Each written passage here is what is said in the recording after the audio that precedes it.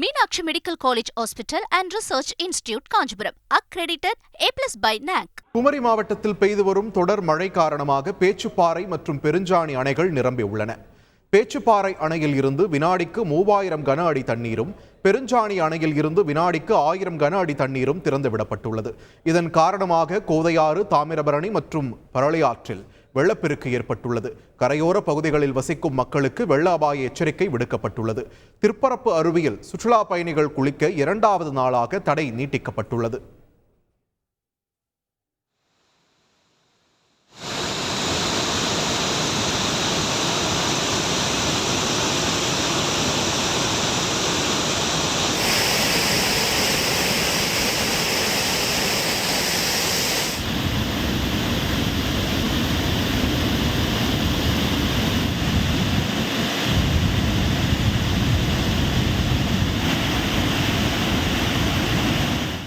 கர்நாடகாவில் தொடர் மழை காரணமாக கபினி மற்றும் KRS அணைகளுக்கு நீர்வரத்து அதிகரித்துள்ளது. இன்று காலை நிலவரப்படி இரு அணைகளுக்கான நீர்வரத்து 33,500 கன அடியாக உள்ளது. கபினி அணையில் நேற்று 16,000 கன அடி தண்ணீர் வந்து கொண்டிருந்த நிலையில் தற்போது 20,000 கன அடி தண்ணீர் வந்து கொண்டிருக்கிறது. இதேபோல் KRS அணைக்கான நீர்வரத்து 3,000 கன அடியில் இருந்து 13,000 கன அடியாக அதிகரித்துள்ளது.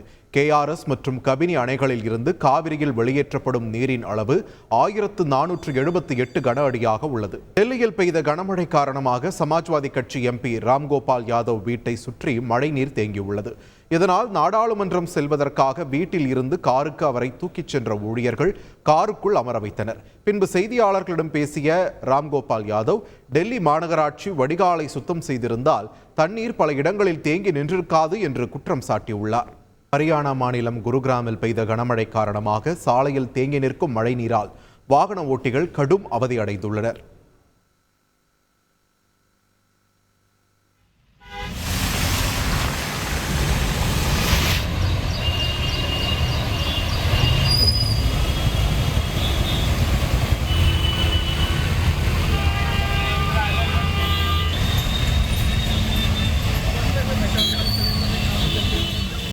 Meenakshi Medical College Hospital and Research Institute, Kanchipuram. Accredited A+ by NAC.